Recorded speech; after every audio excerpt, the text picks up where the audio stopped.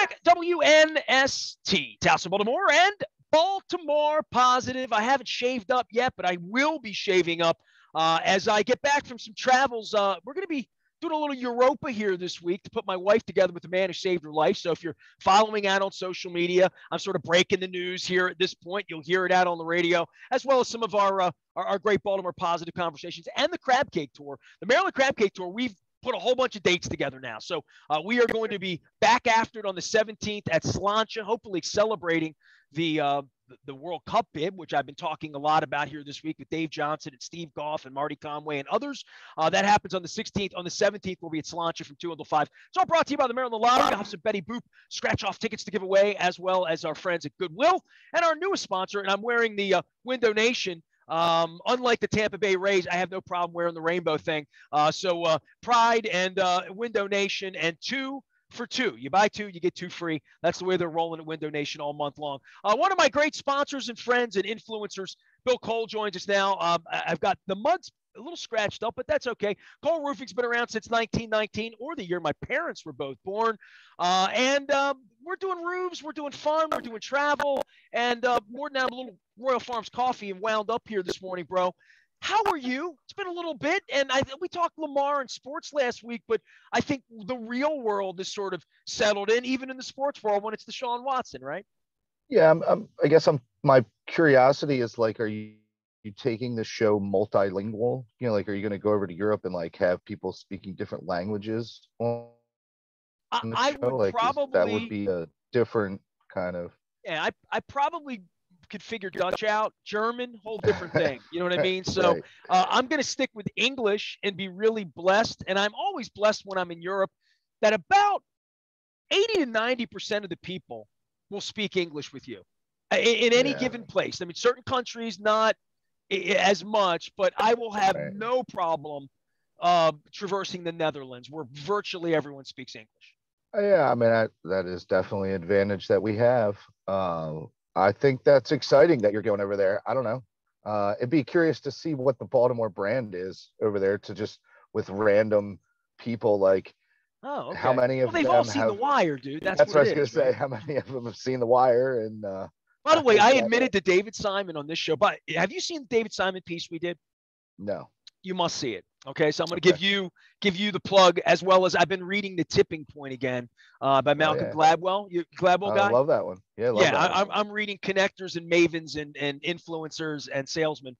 I'm reading that right now because I'm about to blossom again, Bill. I feel it. And after I shave and after I go to Europe, dude, I've been traveling, right? So I've been in the last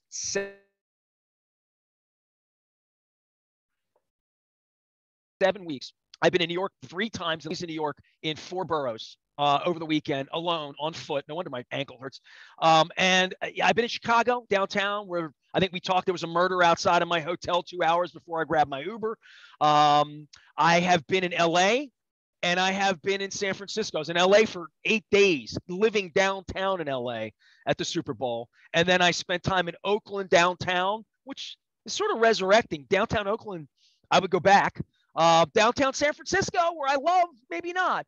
I want to see what Amsterdam and Cologne and, what places look like and airports look like, and the looks on the faces of Europeans at what America is perceived to be, right? With shootings and Trumpism and Ukraine and Russia and all the things that are going on in the world.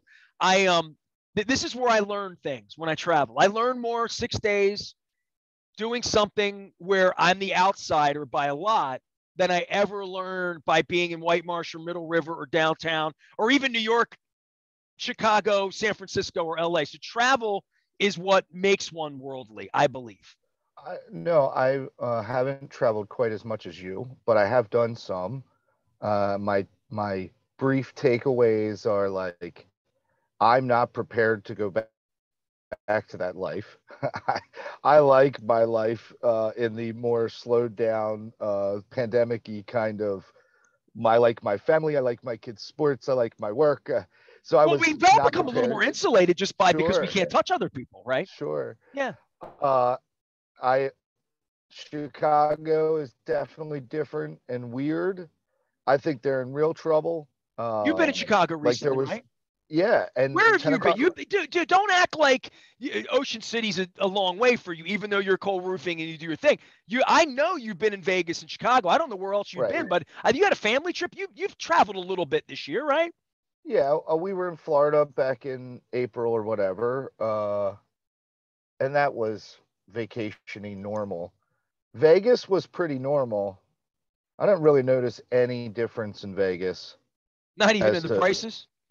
well, sure, but when you're in Vegas, you don't look at that because it just makes you sick to your stomach and you won't have a good time. So you just try to not pay attention to how much you're spending or losing. But Chicago, man, like 10 o'clock at night, we could not get something to eat. Like, took a late flight in for a meeting the next day and was just trying to get something to eat and was staying downtown by the river. And I mean, we couldn't get something to eat. Late night eating has become, and it's something I'm going to be talking to restaurateurs about. I had Tony Asadi on, last week down at Luna Del Sea across from Camden Yards. And, we talked about his business and the fact that when he went there 20 years ago, there was a vibrant Oriole 81 game schedule. There was a convention with 220 dates or conferences or things where the roofing people come together and sell you shingles or whatever it is, right? We have soccer conventions, lacrosse conventions, volleyball. Dude, I lived downtown for 20 years, so I'm not talking out of my ass here. You know what I mean? Sure, I'm talking about what I know, not what I read or watch on Fox News from Abingdon. No offense to Abingdon. But I would, and getting around a little bit, I would just say, I mean, bring New York up because it's my most recent thing, and I haven't ranted about this. Can I? I haven't even talked about it. Did you know I was in New York? Or you follow me a little bit on Yes, social? you told me you were going to New York. Well, I mean, this thing, what's fascinating because I haven't talked about it all week, and it involves Jim Irsay. It involves Irsay and the Colts, and mental health awareness, right? And rock and roll, and REM, and John Mellencamp, and the Bodines, and 10,000 Maniacs, and Kenny Wayne Shepherd. And so there was a lot involved in this, but Irsay's been doing this thing. And by the way, he gave me a pin. If I have the pin here, I want to hold the pin up. Here it is. So it's pretty cool. Everybody knows Jimmy's been a conflicted soul, right? In many ways, kicking the stigma, right? So he's got the world's greatest collection of rock and roll artifacts and Americana artifacts and some British artifacts, quite frankly, right? Like he's got Hunter S. Thompson's car.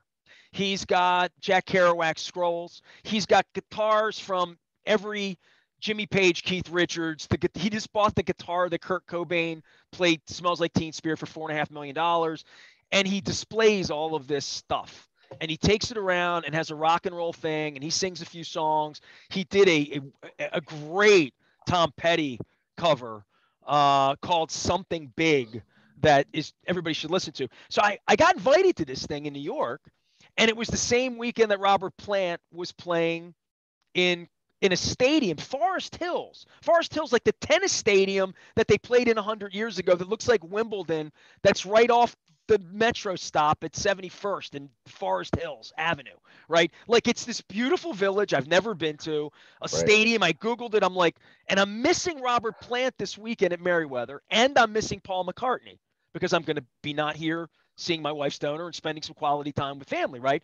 So I wanted to go up and do this, and it happened the whole weekend. And my wife didn't really want to go. It's her birthday, her sister, this, that. We're going to Europe. So I wound up spending 3 days in New York completely alone. And I put online, it was Holden Caulfield. You've read Catcher in the Rye, maybe? No? Sure. Okay. So that's my favorite book of all time. So maybe that explains a little bit about me and my life, right? Erasing all the FUs, reaching for the brass ring. Miss Monday would appreciate that in 10th grade. So would Don Moeller. But so I was exploring New York. I had rooms in 3 different boroughs in 3 different days. So I stayed in Times Square the first night. I stayed in Harlem the second day. And I stayed out in the middle of Queens in a very sort of near JFK place where when I walked the subway back 3 blocks, I was like, a little more on edge, right? So I walked alone, did alone, drank alone, ate alone, got muffins, had coffee, saw stuff, talked to people, sat with a woman from Oklahoma and her 2 kids trying to help her get to the Statue of Liberty. No shit. Like Nice. seriously, stuff that I did, right? The people Sure, that I sure. talked to. And D Rose, my buddy who sells Sagamore, we hung out on Friday night at a jazz bar and then went up on the Upper West Side where I had never been in my life. In my life, I had never been on the Upper West Side. So I did things. I had this delicious Indian roti that may have been the greatest thing I've ever eaten in my life up at Central Park West. So it was $4. It was insane. So, so I explored. Okay, dude, New Yeah. York. Oh my God.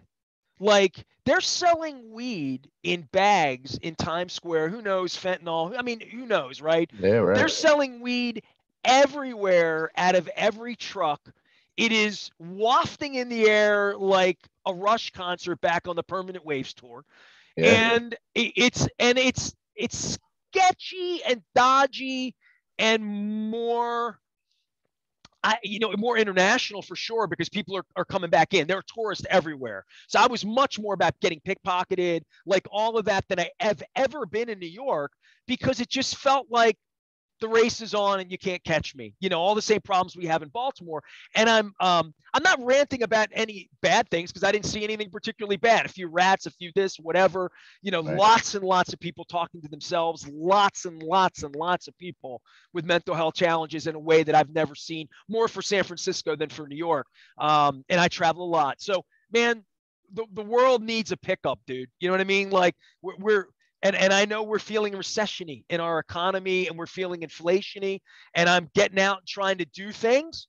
I paid $35 to see Robert Plant the other night. So let's not act like everything's $500 to do. You know what I mean? Yeah.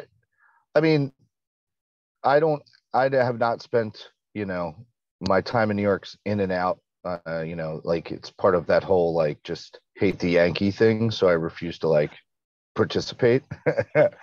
But so I wouldn't have a good frame of reference, but the theory, the line of thinking of all the people that resided and then left, but it remains a tourist spot. Like that's interesting to a lot of urban centers around the country, like Chicago downtown. Like I think some people still live there, but no one's coming to work down there. That's why the restaurants have said, well, if nobody's going to come down here to go to work, we're not going to stay open during the week, right? I mean, I'm sure they're open late night on the weekends, and that's all fine, but it totally All I can changes. wonder is what's going to come back into these places, all these Yeah, places. I'm talking downtown, but we talked about this with Tony Asadi last week down at Luna Del Sea on the Crab Cake Tour, right? Like we're like all these buildings behind me, they all exist. What's going to be in them because it's not what used to be an insurance company, a bank taking up 12 floors, right? right. It's not going to be that. I mean, right now it's getting converted into like condos and apartments. Like that's the little wind change that's gone on, is take Class A office and flip it into apartments. But I mean, how many apartments can one town hold? I don't know. I mean, we're going to try and figure that out, I think, Well, in we're going to talk about Baltimore. Detroit, But right? Like Detroit's the one place, and you've toured Detroit. I know Mike Rosenfeld, my our partner yep, here with yep, a Web Connection as well. Like, and that was about one person, a lot of money. There's a part of that with Kevin Plank and now Weller being out sure. over at Port Covington, and I've reached Mark Weller and hope to connect with him. Hope to connect with Kevin Plank. Hope to connect with anybody that's got a story to tell about what the strategy is to fix this, including the mayor who's going to be having a crab cake with us on the 20th at Next Phase Cafe. So I'll be getting together with Brandon Scott as well and Larry Hogan on the crab cake tour in August. So I have all sorts of commitments aside from who's going to get elected. What are we going to do about this? Because I'm starting to travel the world a little bit, and I don't know that they have answers in LA or that they have answers in San Francisco or that they have answers in Chicago or that we have answers in Baltimore. But I'll tell you what, man, I was up in New York, and they better the subway's running, everything's cool like that. I didn't feel unsafe. I don't want to be I don't want Right. to be that alarmist guy. I'm just saying like there was a definite different vibe about New York. Now it was bustling. in a lot of ways. Down in Soho, and man, I'm on foot in New York. I go everywhere. I Yeah. go into every neighborhood. I was in Hell's Kitchen. I don't post tons of pictures of this and that and whatever. So I take a lot of pictures, but man, I really see these places when I go places, and I try to be observant about whether it's on the up or on the down, and what used to be here, and why it still works, or why that's dirty, or why that rat's there, or why that palace got built over there, right? I mean, the difference that we're walking into is like we used all the ammunition we had during the pandemic to remain stimulated and keep the economy going.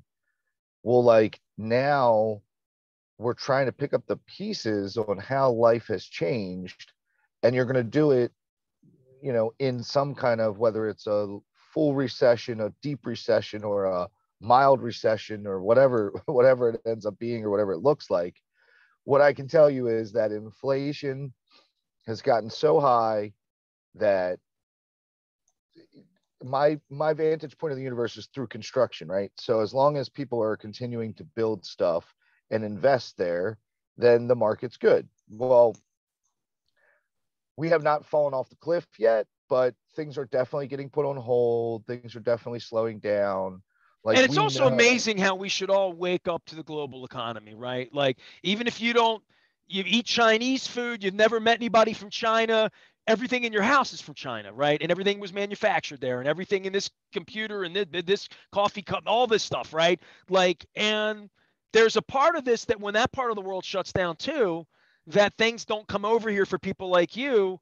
And that has created, I mean, we should have seen all of this on the back end of the plague, right? Like, if you would have said there's going to be a plague, you would have said yes, the ramifications of that. You better study up and read people way smarter than you about what the ramifications are going to be of that. And but beyond me being in New York, and every other chain restaurant that was there is gone. Like every TGI fry, like all of that's gone. right, Whole chains are gone. But then Moeller says to me he's going to Seattle in a couple of weeks, right? My favorite place in Seattle is a place called Serious Pie. Tom Douglas, delicious. It's pizza pie, banana right, cream pie, right? right, He had a second location out in a vibrant neighborhood in Seattle, Tech Town, out right by the Needle, nice area, safe area, newish buildings, vibrancy away from sort of some of the vagrancy I've seen in downtown Seattle, which is, man, I've seen the worst of homelessness and all of that in Seattle. Oh my God. But not in this part of town. My wife and I were there when Lamar had the miracle game and beat the hell out of them, and we had a bye week. My wife and I went to Hawaii. We had a beautiful meal in a vibrant place that was bustling, that was open for breakfast. They had a brunch biscuit that was like all of this, right? Games on, built out, beautiful open kitchen, sexy, and packed on Saturday and packed on Sunday. I went to send Moeller there, permanently closed. right. What? Like, I couldn't believe it. Like, you know what I mean? And it's probably because he's got 5 locations that said this is the one we have to kill, right? In order, right? And like literally from a business standpoint, dude, I mean, Right. So there's no people to, whatever, staff the fifth location, or he can't get enough product to keep it going, or whatever it is, or you know, it's made good things go away, right? I mean, we've had a lot of good things, good businesses, things like that. And we're saying if it's a storefront in New York, or a condo in Baltimore, or a bank in Mount Vernon, or a new facility in Port Covington, where last I checked, they don't have a tenant, right? They right, built a city and no right. one has come, right? Like literally, that's the story of Port Covington, as I know it to be. No criticism. I mean, we're trying to be uplifting and build things here, but then the reality of the economy, supply and demand, all of that starts to kick in, and not just for Port Covington, but for every Port Covington that was dreamed up. Even in Nashville, where it's been boomtown, and at some point, too many people come. Well, it's gonna work back towards some kind of equilibrium, right? Like it can't stay in a market where there's no workers, right? Like the everything will move back to equilibrium. We dumped a whole bunch of cash into the system, right? And that byproduct was overheated economy, inflation. oh, there's no workers now because we accelerated the boomers exit and we created programs and all this other stuff. And okay, well, that further boosts inflation because I got to pay people more to keep them and all kinds of stuff like that. So you get all these consequences, and in a marketplace that is so manipulated by well-meaning legislation or regulation like tariffs and tax credits and all these things where they're well-meaning and they attack one problem. Like, who knew what the consequences of having that program were going to be when there's a pandemic? Like, nobody planned for that. That wasn't in the Yeah, plan. when Port Covington came online for TIFs, we weren't talking about like this, right? Right. We were talking about that we have a plan to make the city better and create more jobs and a better situation for the city. That not, oh my God, we got a pandemic and all hell is broken loose and we have a crime problem. We have a crime problem. There's no doubt about that. So now the election you're going into and the election after that are going to be the people who have to navigate, is the best decision to create new regulations, new laws, new this, new that, from a government standpoint to try and fix, unintended consequences, right? Or do they allow the marketplace to kind of fix itself?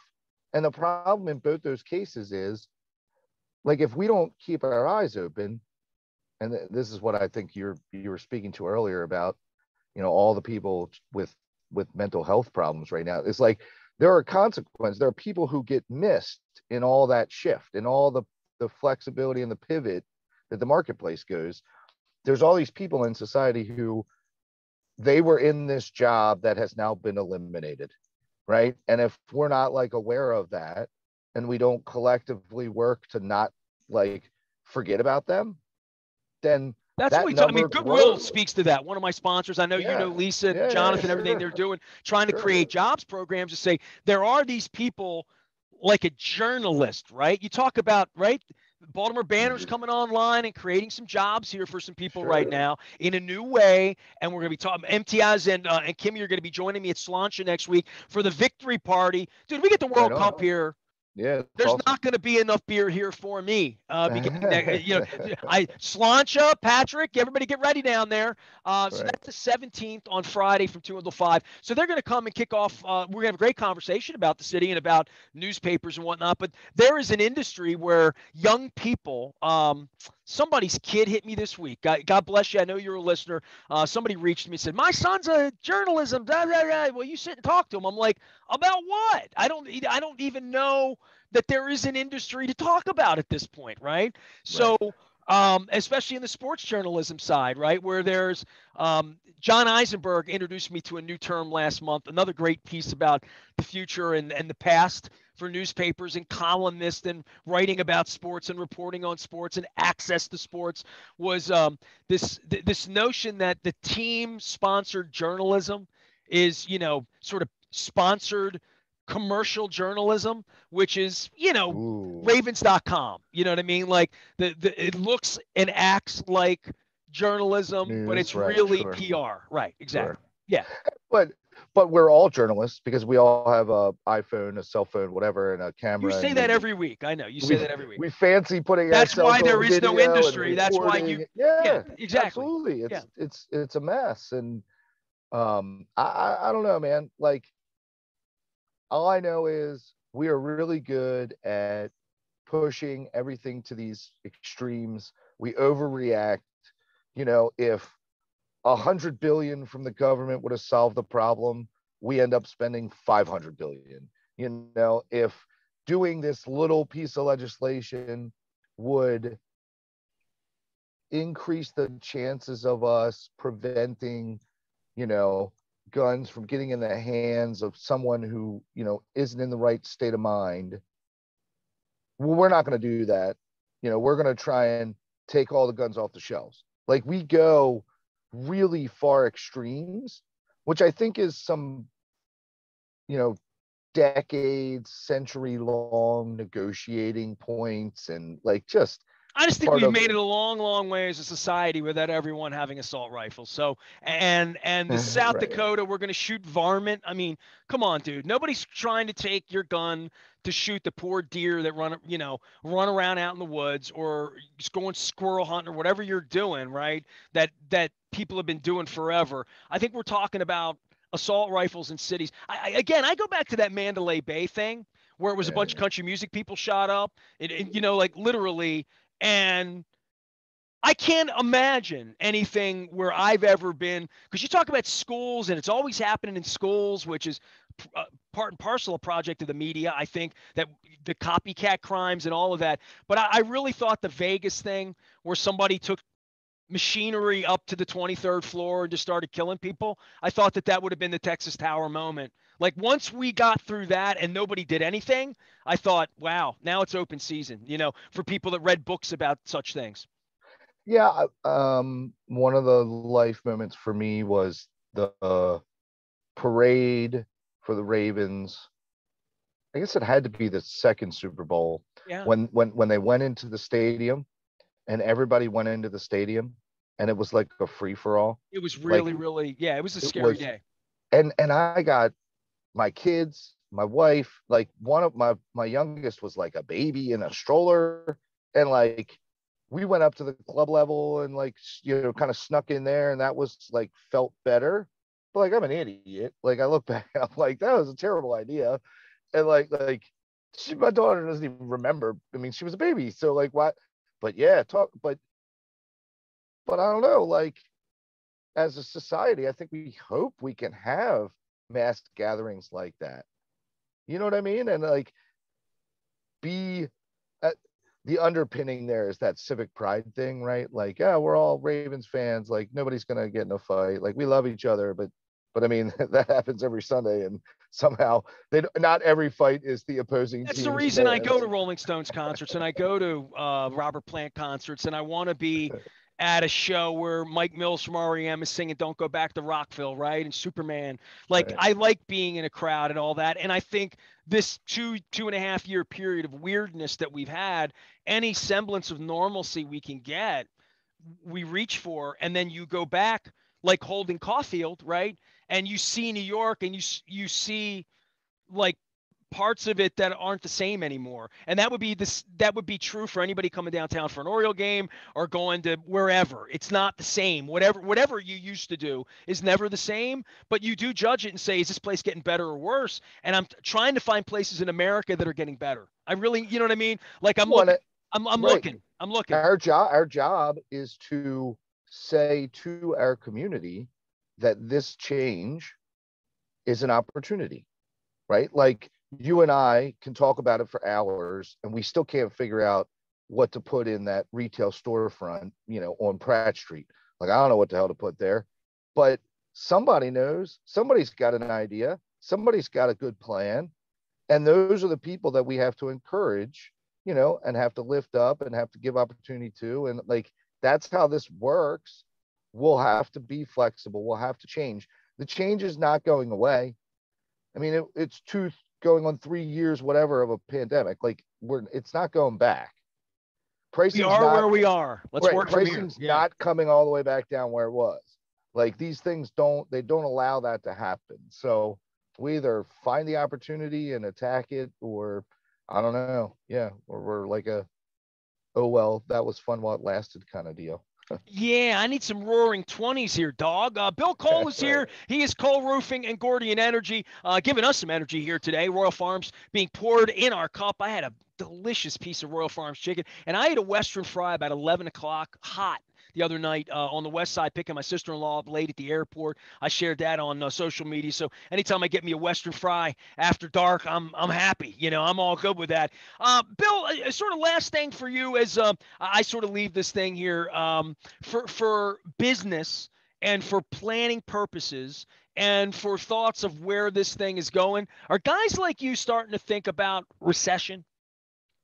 I am. I don't know whether, I mean, sometimes I'm just the crazy outlier and I, I'll Well, own I'm an that. optimist But by, I'll own my that. true story is that, I bought the company with Brian 32 days before the stock market in '09 Right. and the housing bubble. And my monthly note went from 5,000 a month to 19,000 a month. And I had a $1.4 million payroll, and the rest is history, right? And scrapping through it and still being here and not being bankrupt and like all that. So I know the hard times, but I also know that had I been not so ambitious at that point, right? That if I would have played out a different kind of hand, and this is what you think about when you're 53, what you didn't think about when you're 37, right? That things are different. So the planning part of it is essential, and being ready for whatever pandemic comes at you, but also knowing it's not always growth time. But the stock market doesn't say that. Shareholders don't say that, but private companies do. Private companies say, you know what? Hey, man, we're not going to grow next year. I can look at this. I'm not going to answer to stockholders, and I'm not going to be cutting people. We need to figure out a different way. Yeah. So, my story is in '09, we started a solar company because, I was young and stupid and didn't know what I was doing either. Like And you greatest thought the government would recession, think this is a great idea, and the greatest oil recession of companies, our life. right, and the coal, Yeah. the coal Powerful. czars wouldn't get in the way of all of this, which is true. That's the story, right? The story is progressive people have been halted by conservative people in that way for things like solar and things that would move that would really move the world ahead, but they're being stopped by the old world. Solar Inertia. definitely is that Yeah, case. inertia, right? Societal inertia. And then sometimes it's healthy, sometimes it's not. I There are steps that I believe you can take to be prepared for when the recession comes. And there are good steps that you should be doing anyway, like I'm looking at my cash flow and we're trying to understand, and like we're assessing our inventory levels, and just remember what was the business like in '08, '09, '10. Like, what were you most worried about back then? And is there something you can do now that will have you be able to worry about that less? Understanding who your customer is, getting your people to understand why everybody's there, why everybody's doing what they do. Because when it gets hard, right, your people are going to have to lean on that why, because that's what's going to be able to help them push through. So even in our internal communication and just modifying that so that people are thinking more about, like, okay, maybe tougher times are coming, just maybe to start to build up some of that callus and start to think about things. Even the best meaning people get complacent when the market is hot. And the argument for the complacency is, well, I have 10 jobs to worry about. I'm not going to get three prices for this one thing. I'm only going to get one. Yeah, I trust them. Let's move on. I got other stuff to do. Oh, it's like buying tickets for Billy Joel, right? Like there's 5 places to buy them. They're all $10 different prices. Right. And if you're seeking the best price, you can find that in the market, and there's value in that, right? And just buying from one source is it's the way we've usually done things. And I think that's a loyalty thing that old school local people have, which is not shop price, right? That's my guy. I think uh, having proactive conversations with vendors and customers, understanding where they are, like some people are on shaky footing coming out of this. Some people are in a healthy position. Some think about some markets that get hurt more.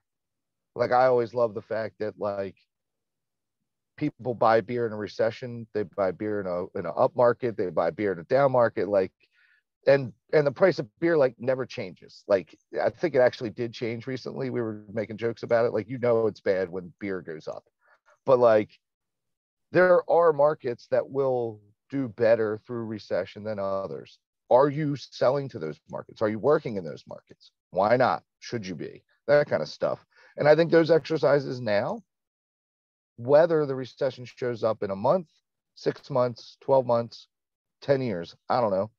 All these things make your business better anyway. So it's not like it's a waste of time.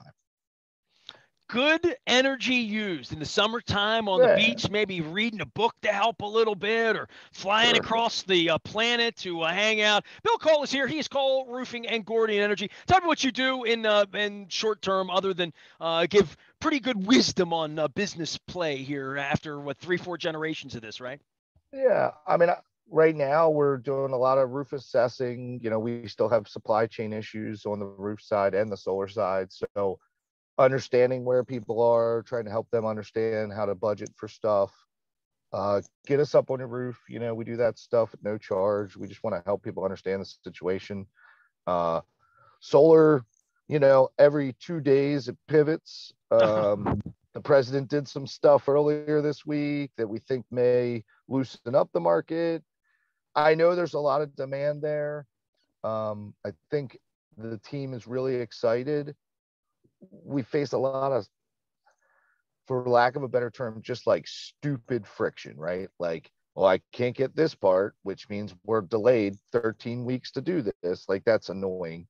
It's just stupid friction. People are trying to do good work, and Well, you know what? The more I talk to way. people like you, and Dennis is selling cars out of Coons for, like everyone has Window Nation's putting my windows in, right? I have a date, but they've been very honest about like, hey man, we're going to be within, and I think that there's some flexibility that if you're a cool customer, you sort of understand and you're educated. You're not the cranky guy saying, "Where's my car? Where's my window? Where's my roof?" Right? Like literally.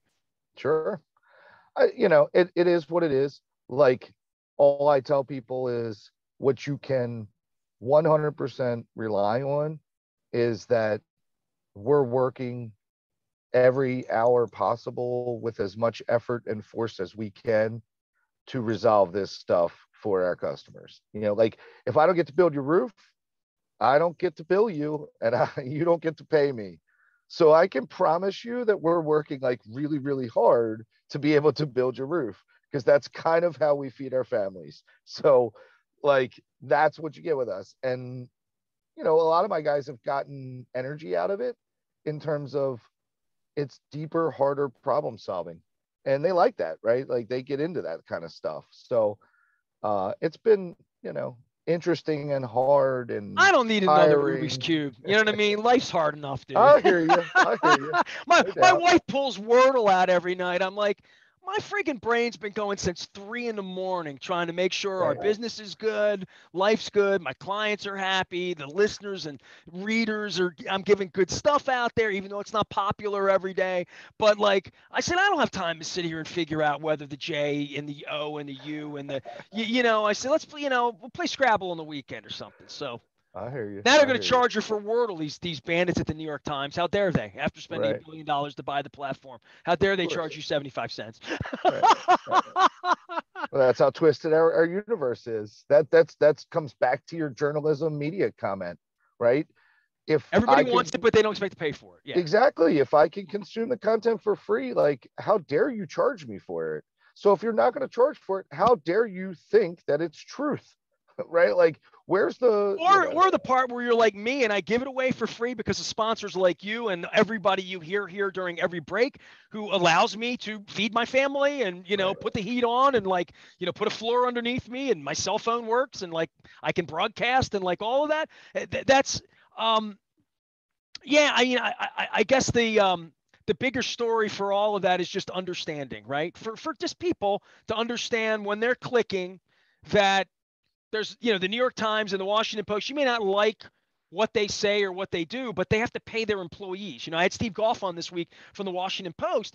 He said to me by next Friday he will have been in like Mexico and some other far-flung place while I'm in Europe, and he's going to be in LA doing all this soccer stuff for the Washington Post because they have that kind of readership and they have that kind of budget to send him to all these places so we can get the real story of what's going on with the U.S. soccer team, right? Like that's sure, what they do.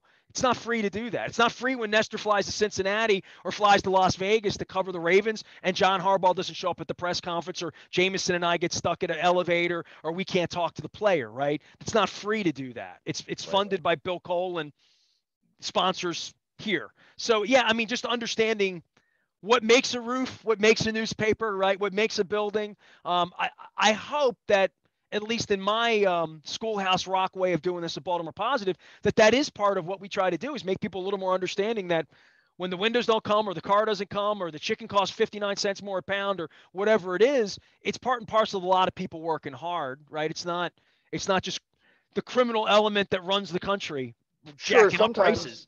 sure, sometimes, but the onus is on that person to do their homework ahead of time, right? Like if you go to market and you don't do the proper work ahead of time to make sure that you're dealing with, you know, someone that has integrity, a professional company, you know, like or if you just want the cheapest price, man, you're going to get what you pay for. We've all heard that. We know that. So the onus is on us to do our homework up front. And then, yeah, like, I don't know, just be reasonable. I don't know, Right. ask Be questions, right? nice. Be Right, ask nice. It's questions. easy. Hey, Bill, I appreciate our partnership here. Bill Cole, Cole Roofing, Gordian Energy, throwing down some Royal Farms in that Cole Roofing mug, as I usually do around here. I don't have the tall mug. I've retired that Yeah, because I'm not I dumping know. coffee all over the That's place. good. That's I'm old good. school. Got with the 100th anniversary one. You can find Bill out at the front of Baltimore Positive, as well as at Cole Roofing and at Gordian Energy. He will come and fix your roof. And hope to see you at some point. I mean, I got crab cake tours here. So let me read you the crab cake tour stops, because I haven't even done the commercial for this appropriately. We're going to be at Slancha on the 17th. MTS Patel and Kimi Yoshino are going to be joining me from the Baltimore Banner that day. But I have a bunch of soccer dreams and hopes for that show, presented by the Maryland Lottery in conjunction with our partners at Goodwill and our friends at Window Nation. We're going to be at Next Phase Cafe eating a delicious, delicious crab cake with Tony Randall and Mayor Brandon Scott on the 20th of June. We are also going to be at State Fair with Don Moeller and your pal. How about this? I have booked the president of Coppin State University, Anthony Jenkins, going to be joining us on the Nice. 30th. There you go. There's a day for you. Yeah, We're I going to love be at that guy. State Fair, kicking off 4th of July weekend with the president of Coppin, our partner, and I'll be wearing my Coppin baseball shirts with Sherm Reed. So that's on the 30th. And there's one more. I put one more together. Costas. I'm going to be at Costas on July the 7th. That's Thursday. So we're putting the crab cake tour together, and then I'm doing the 31 crab cakes, 31 breweries. You know, Bill, I'm re-presenting a few things this month. I don't know if you know this. I have an intern. Chloe's the best. I want to give her some love and a shout out to Chloe. Go South Carolina. So I have her working on a few projects. We're going to be replaying Purple Rain 1 and Purple Rain 2 out at Baltimore Positive. I'm going to be releasing both books with all new video, all new audio, all updated at Baltimore Positive with Dilfer and Flacco and like all of that stuff the next 2 months. But I'm also going to be replaying the crab cake tour from last year in case you missed some places, right? Because people keep saying, "Where'd you do this?" I'm Right. replatforming all of that. So every day in July, you're going to get a day of what I did last year. And this is what I've learned, Bill. I can't believe it took me 8 months to figure this out. In every single video with every single crab cake, guess what I'm doing besides talking? Eating. Drinking a beer. Oh yeah. I Well, was drinking a beer. I wasn't going to say that. Wasn't sure if you were comfortable with that yet or not. Dude, If I you have were doing cannabis that. sponsors too. So I mean, I've had beer sponsors for 31 years. You're guilty by association with Bud Miller Coors and any of the monumentals or unions. I'm coming for you. Key, Right. 1612. Uncle Nestor's coming to drink your beer and sell your beer. So nonetheless, and every one of these videos now, I'm showing Chloe. I'm like, well, here I am at Ocean Odyssey. My wife's like, here we got beer, you know. And so like the brewery thing's not far off on this. So I know No, I'm you, strategizing in the right way. I really am. everyone is going to be extremely jealous. I mean, it was one thing that you somehow were spinning a business that allowed you to go eat crab cakes and have interesting conversations. Now you're going to drink beer, eat crab cakes, and have interesting conversations. During Like, an election season, no I less. am very much in the wrong business. I will acknowledge this. All I try and do is like hang on and be around you so I can do that every now and then. All right, well, come on by, man. We'll be at State Fair with your guy on the 30th. Yes, So sir. there's the whole schedule. All right, it's presented by the Maryland Lottery in conjunction with our friends at Goodwill. I have the little truck, but I think it's in my bag. And our friends at Window Nation. At least I'm wearing the shirt. 2 for 2 all month long, and they're coming sooner than you think. I'm just going to Right. say that. I'm going to get some folks on. I'm going to have Harley and the folks on from Window Nation. We're going to talk about their. I'll give them a chance to talk about all the supply issues you just talked about at Cole Roofing. I am Nestor. We are WNST AM 1570. Dallas and Baltimore, keeping it real from one continent to the other, across the pond, with Irish people and German people and Dutch people and tulips. And the Stones and Mick and Keith. We are BaltimorePositive.com. Stay with us.